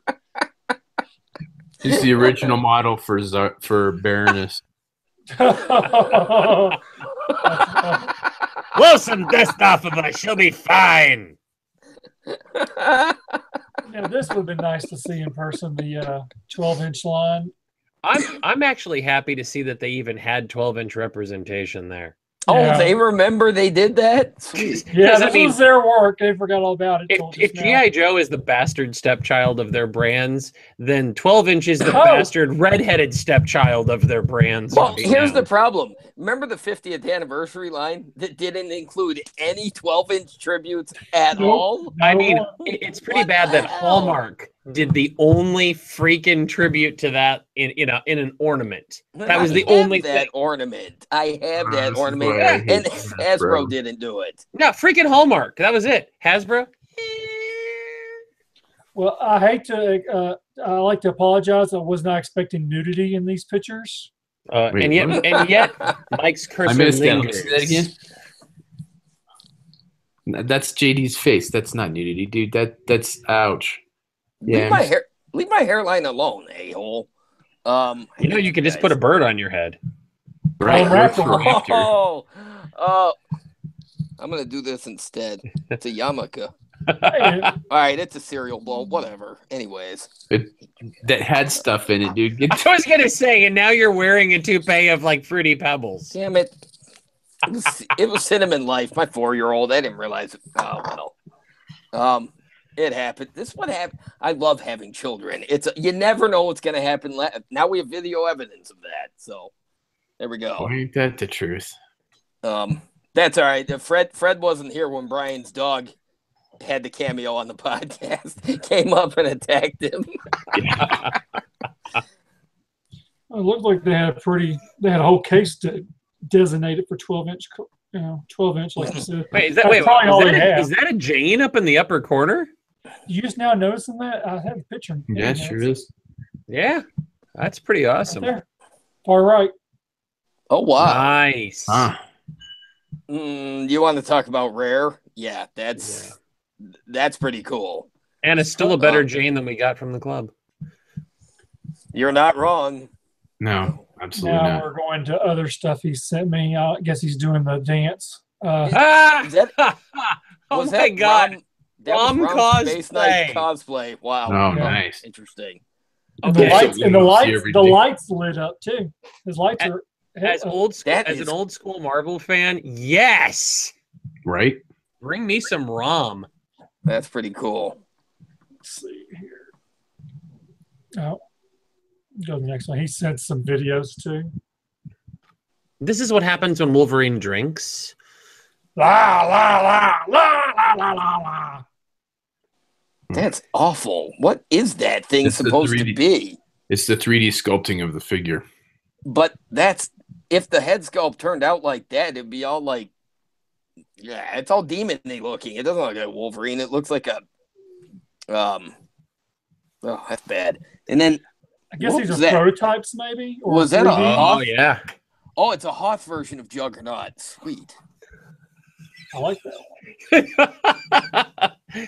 I'm just picturing Black Tom Cassidy laying on the ground going, Dagobah. Right. Well, as as long as they turn Devil Dinosaur into the Tauntaun. Oh my God! Yes, exactly. I guess Sasquatch would be the Wampa. Then Wampa. Yes. There's your Iron Man. Oh, I have to look at that. I'm surprised by how many new product reveals they said they're actually going to be doing this weekend for Marvel stuff. Yeah, I saw some of the new Marvel Legends figures coming out, and I said there's a new Iron Man figure in there, so that makes me happy. And even some new Transformers reveals. Like usually Hasbro does it all at Comic-Con and calls it a day, so they've held some stuff back for this. Now, a lot of their Transformers stuff was actually leaked out a couple months ago. Yeah. So everyone kind of knew what they were going to show anyways. Okay, that I have to admit that Black Panther, having some of the Marvel movie costumes, even though that's licensed, that's kind of cool. That is pretty cool. I mean, that's got to be weird for Hasbro that like two of their biggest brands are all licensed. Because think about it. In theory, it's just going to take Disney having a really bad day, and that contract could not be, might not be renewed. and then they're SOL. Well, I mean, granted, where are they going to take it? Mattel? Yeah, you know, I don't see them moving Star Wars or Marvel from Hasbro. Yeah. And like exactly, what are you going to do with it? I mean, the only other company you have is Playmates. Now, let me show you all Bandai. something real quick. You see this jet right here, the red jet here? Yeah. There's going to be a video. Now, listen to the video because I listened to it earlier, and you'll hear what he's talking about on this one here.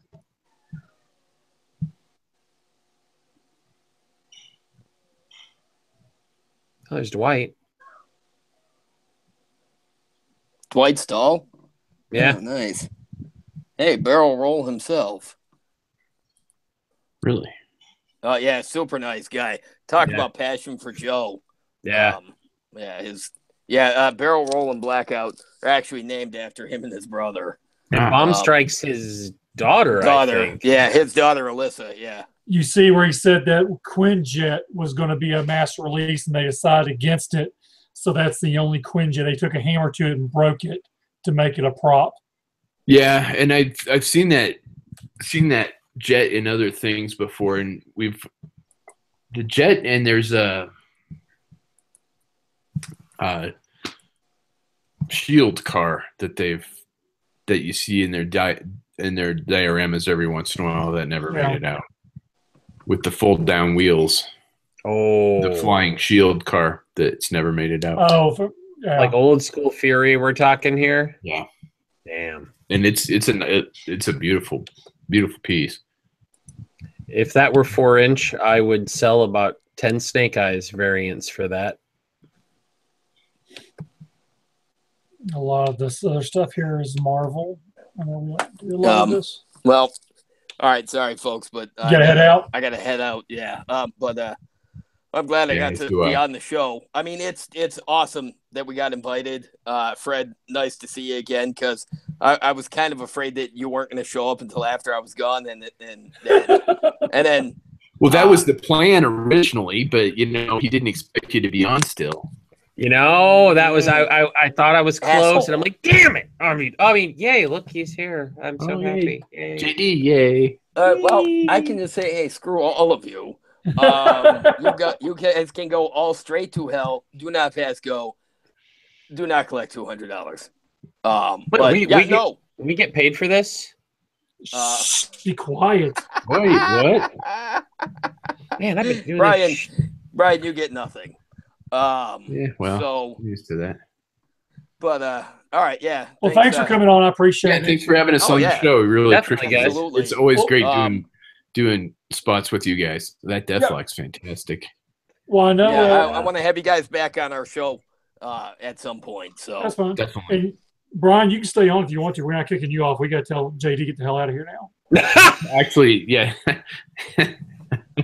I'm tempted to stay despite JD, but actually, I need to go as well. So okay, well, we've told people where they can find you. I hope you all get some more Facebook likes, and I appreciate it. Yeah, General Geekery Podcast on Facebook is the group that we're using. We don't really have a website or anything to support the podcast, but we started one, but neither of us followed through with it. Yeah, that's true. We're hosted at Buzzsprout. You can find us on iTunes, Stitcher. You can find us on iTunes. I mean, really, and again, if you want to guest on the show, just contact us. We'll find a place for you. It's cool. So, or have a topic of conversation that you'd like us to talk about. Yeah. So, all right. Good night, y'all. Thanks, guys, for jumping on. Thanks for coming on, gentlemen. On the show. Good night. Night. And we will continue going here. Most of this, I think, is Marvel and Transformers: The Last Descent. Yeah. This is their diorama, and now this here was new. Scarlet Strike Force comic book coming soon. I'm raising my eyebrow because I can't do it normally. It's Bumblebee. Yeah, like we've never seen that before. Well, and the barricade right next to that 20-foot statue of Transformer Prime. That is just so weird that it's like Prime. Yeah. Because I love that show, but it's like it's older. Mm-hmm. diorama of Transformers: The Last Night, which was seen at San Diego. I've seen this setup before. This here, I think, was new. He sent these like at the last minute. And then is that dude wearing a Prime hat? Yes, he is. Yeah. That's a bold fashion statement. Oh, that was the last picture of that. We will go back to this. Let's see here. Let me find this other picture real quick. I know maybe you've seen it or not. We've been posting the videos on the Facebook page for. I know where you're going. Yeah. The club's picture of, hey, we're still here too. Yeah. The three. Me personally, I know the other guys, they weren't too impressed. I'm actually, we did our review on these back when they first announced them. Yeah. The Dojo doesn't look all so bad, actually. The problem with Dojo is that, quite honestly, of all the Ninja Force, he had just his design was like the weirdest. I still don't like the mask because it looks like a mask here. And in the comic, it was more like Night Creeper Leader. Right. It was a big, thick piece of fabric. And the club is all about, vintage accuracy at times.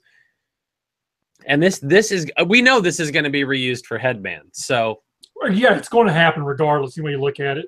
The Sub-Zero, pretty cool figure, I thought. Again, you're all probably right. The arms are not going to go down on them. I would have used a different torso. Look, I'm no customizer and I don't know if it would fit, but the 25th anniversary snow job, I would have used, how he had the hood that you could pull off. Right, exactly. I would have done a different build so that the hood came off because we saw Sub-Zero more. My fiance and I have been watching the Deke cartoon series on the weekends. We're almost done, thank God. But he had more time with the stocking cap head than he did the hood. Hey, I'm going to let you talk about your thoughts on these real quick. I need to run use the restroom. Hope everything comes out okay. Me too. Go with the flow.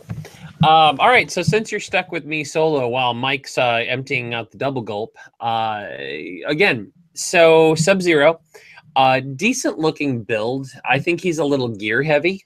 Sometimes the club has a tendency to give you too much gear, and I know I'm probably the only person out there who would say this, but I would rather a figure can be displayed with all of their gear and no extra bits hanging down. And he's got just a little bit much there because he comes with like a mortar or something. So Sub-Zero's probably, while the colors are good, the light blue harness on the arms and that jacket, he's not going to be able to move.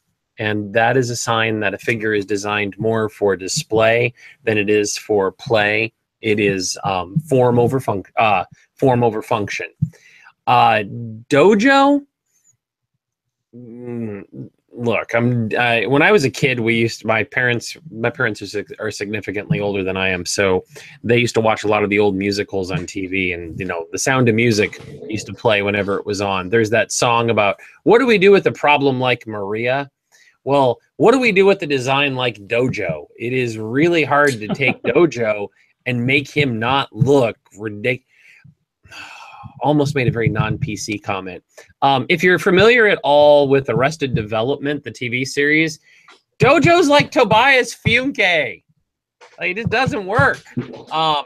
Of those three, Captain Skip, man. I mean, I want to find somebody out there who's like, man, Captain Skip sucks, because you're wrong. That's all I can say is Skip is a simple build. It's, the Lieutenant Stonehead or Sergeant Stonehead from Rise of Cobra, but he looks really good. His camo is going to match Jammer that they've already released. He's going to fit in really well with your other Action Force figures. So if I had to rank them, I would go Stone.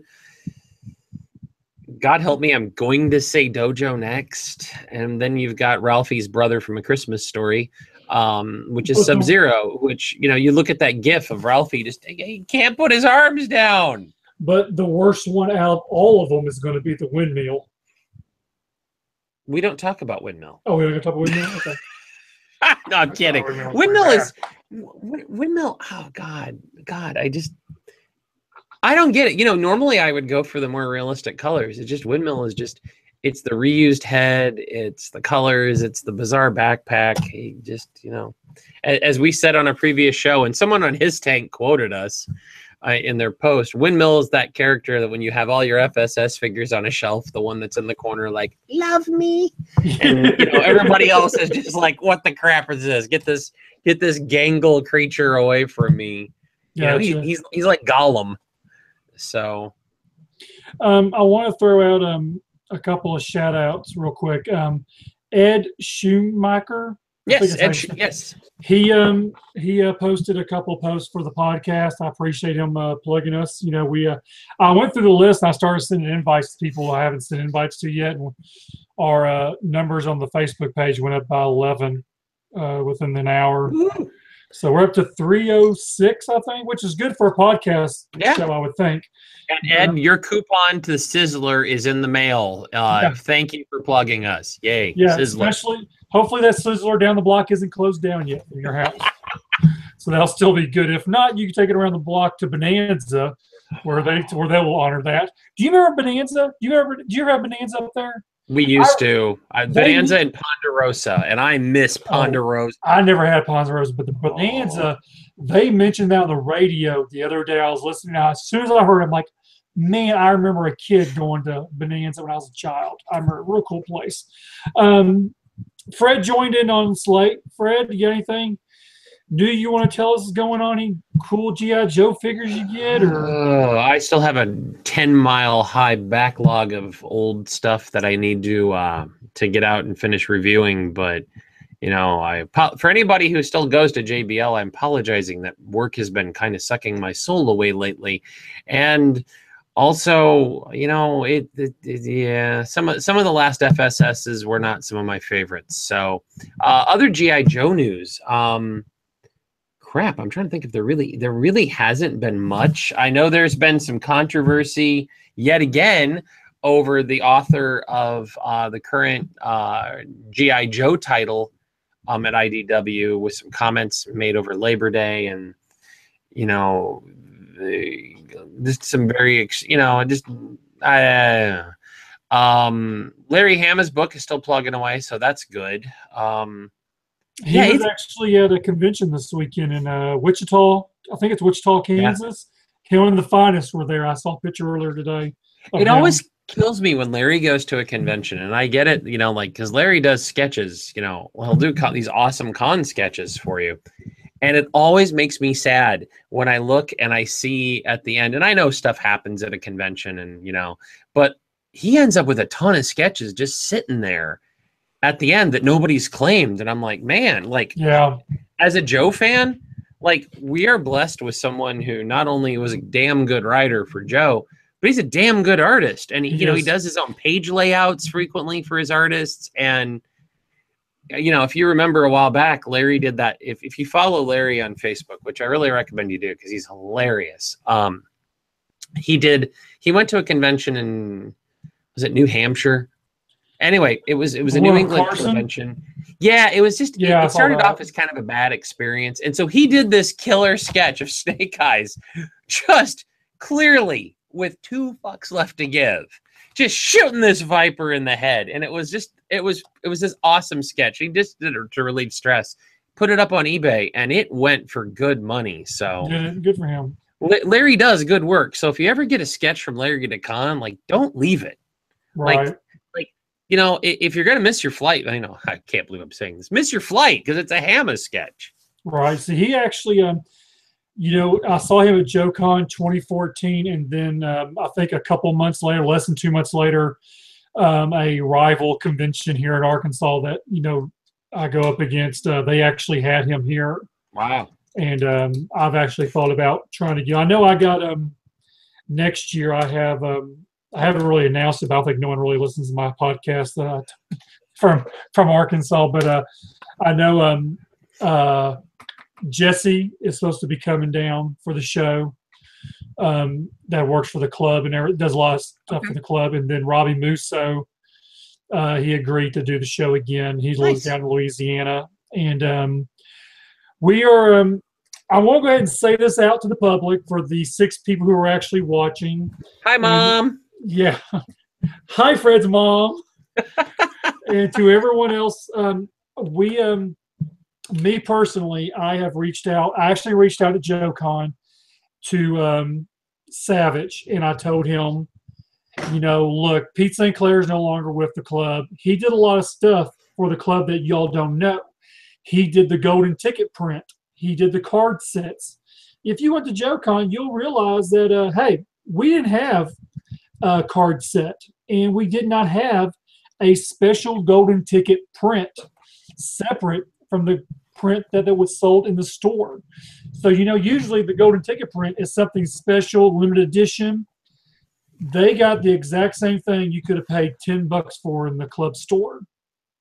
Now, as a golden ticket recipient, I was a little hacked about that, and I told Brian I wasn't very happy about it.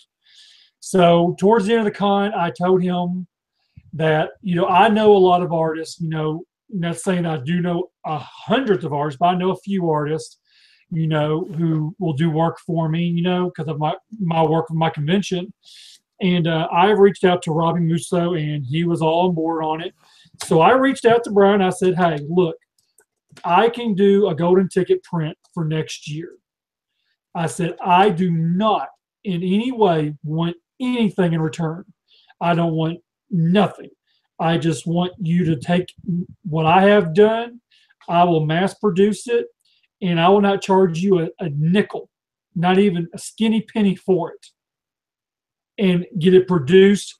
And I will go to all the guests, because I'm a volunteer anyways, and get them all autographed for you. Just let me do this. Let me have something with my stamp on it saying that I did something for the convention before its demise, in my opinion. Of course, I want to get Robbie put like a TV screen with our logo on it. That'd be pretty cool, I think. But that'd be something I'd want to do. But I mean, it's just, I told him, hey, there we go. They can all be in Tiger Force costumes. Look at you, Fred. You're helping out. But that's what I've told Savage. I'm going to mention it probably for the next 8 months on a monthly basis. I'll send him an email reminding him. I told him, look, I don't want nothing in return. I don't want no money. I don't want no special treatment. I don't want nothing free. I want to contribute to the brand before it leaves you. So he understood where I was coming from, and of course he said there's channels and stuff of that nature. I guess he has to get, I don't know. That's what he told me. Whether he was blowing smoke up my ass, I don't know. But it's something that I think everyone, all who's watching, all 6 of you should send an email to Brian@funpub.com. Let him know how you feel about that, and that he should have me and Fred on at the next Joe Con's podcast panel. Because you are going, aren't you, Fred? Yeah, that's in the plan. I mean, this is the last one. Okay. As it stands now, like Daniel Day-Lewis, this is the last of the Mohicans. So, and it's not that far away, relatively speaking. I'm a drive to a con guy. I've flown to a con once. It was not fun because you could really not bring much back. Nope. I had a box of posters from Devil's Due at the time, and it's like, and I'm gonna give it a shot, So, another quick thing while I'm remembering, because I've been trying to say it since. If you do decide to go to HasCon tomorrow, if you are in the area, or you're in the area and you do not want to go to HasCon, be sure to go across the street at the local bar where Kurt Bazigian is hanging out at, doing autographs and shooting the shit and drinking and rooting on those Pats that lost to the Kansas City Chiefs and the Boston, who's been accused of cheating on the New York Yankees now. So I'm sure you can strike up a conversation about all that with him. But he's sitting there hanging out, having a good time. It's called AltCon. Is that what he's calling it? Yep, he's calling it Kirk's AltCon. If you follow Kirk on Facebook, he's been posting pretty regularly. He goes to, I can't remember the name of the deli, but, we had Kirk on a couple shows ago. I've managed to get to know him over the years. He is Kirk. For one thing, Kirk, he really is, if anybody that should have been at the Legends dinner, in my opinion, he really should have been there. Now, look, I don't know the reasons why. It sounds like there are some reasons. Not going to get into it. It's not my place, and I don't know, so I don't even speculate. But Kirk loves to talk about G.I. Joe. He loves to talk to the people that this brand affected, that it touched, that it influenced over the decades.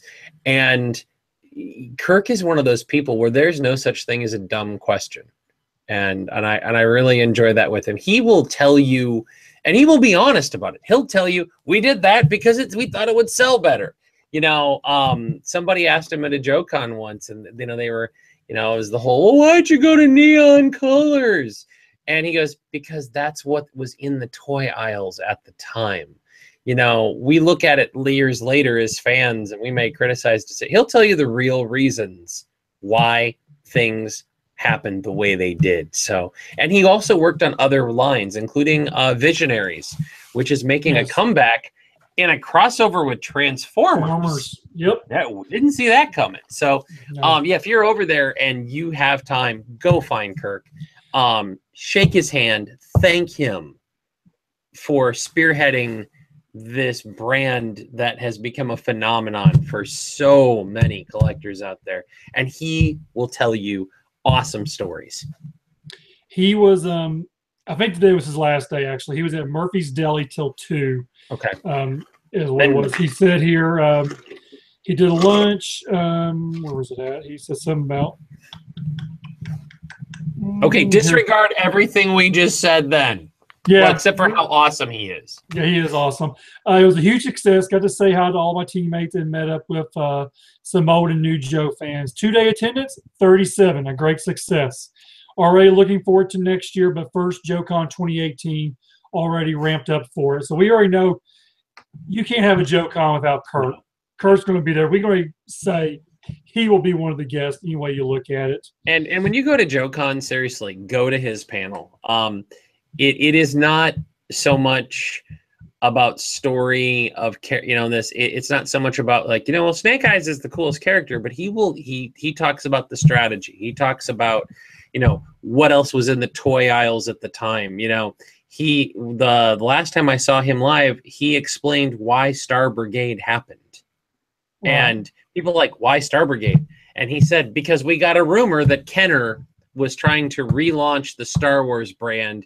And Kirk talks like a military general. He's like, so we struck first and we struck hard. And it's like, oh my God, it was so amazing that Star Brigade did so well that it caused Kenner to decide not to go up against it and not relaunch the Star Wars brand at a time when, there weren't new movies coming out every 5 minutes. So right, exactly.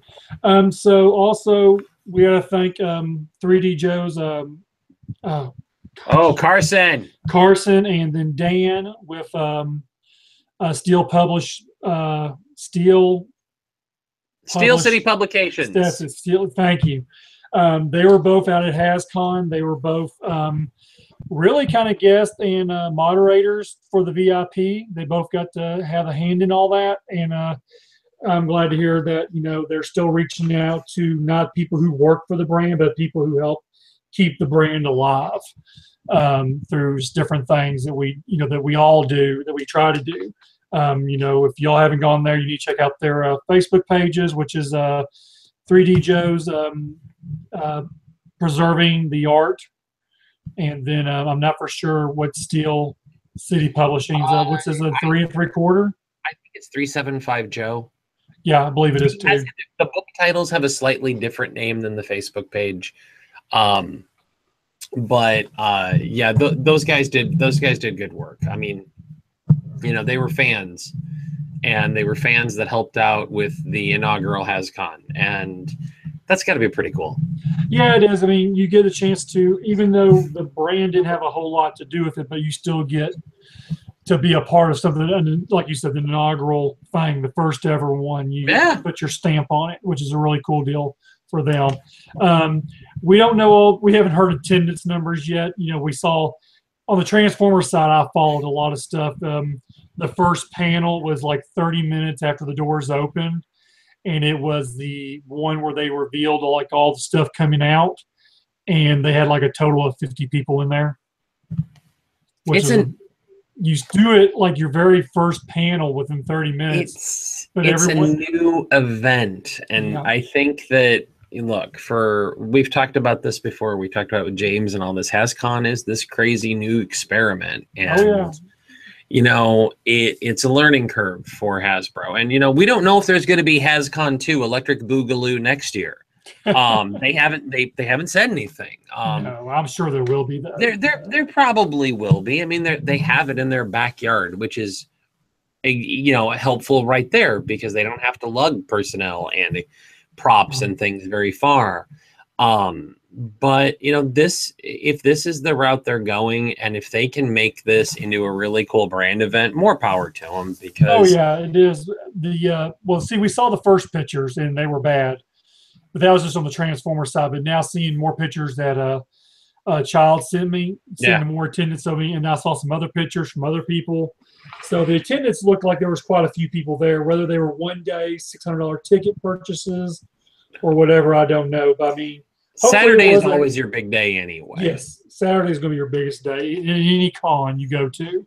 So hopefully Daryl and all of them have a good turnout and everything works out for them to where they do take the G.I. Joe. If they do take the G.I. Joe brand away from Brian, that they do something with it really cool. So I think that's all we have for the night. I think I thank everyone again. I want to thank Gray Childs for sending all those pictures. I wasn't expecting that many pictures. I really wasn't. He sent me. It was like every time I turn around, I had an alert going off my phone. Picture. I'm like, oh my goodness, he sent so many pictures. And here's the snack bar at HasCon. Yeah. No, wait a minute. That would be ridiculous. But no, we had a good show. I'm glad we had JD and Brian on again. We threw around the idea of having them on for quite a while, ever since our first episode. And, thankfully, knock on wood, we've been able to find our own topics for a long time. Coming up with stuff to do, getting special guests and all that. Mentioning special guests, in 2 weeks, we will have Margaret Scott will be on. She is a writer or artist, I can't remember which one it was, I'm sorry, for IDW. Rick helped me out with this one. He pointed me in the right direction. I talked to her, and she is currently just jumped on doing First Strike. She finished up a 12-issue run with Transformers. So we want to kind of pick her brain on how she is doing, working on the Joe brand now. So we'll get her input on that. She'll be on in 2 weeks, 6 p.m. Central Standard Time. The actual date on that show will be the 23rd. And like I said, we'll just be, regular show will be me. Fred will be here on time, hopefully. Yes. Yeah, I figured you had a honey-do list is what it was.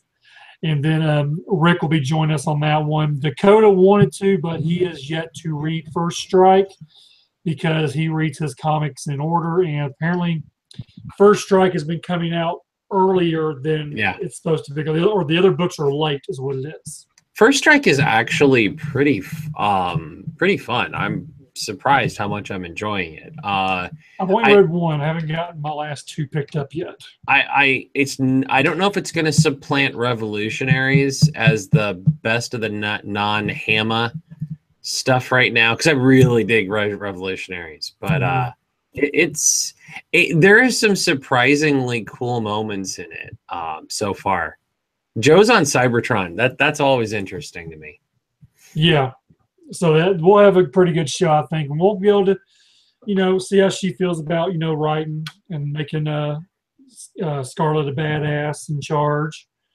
And, me, Fred, and Rick. And we look forward to it. And thank you all for watching. We've been on for almost 2 hours tonight. And, again, we had a good show. If you don't catch us live now, hopefully you catch it on the rebroadcast later on. So I appreciate y'all coming in. And we'll see y'all later. Thanks, guys.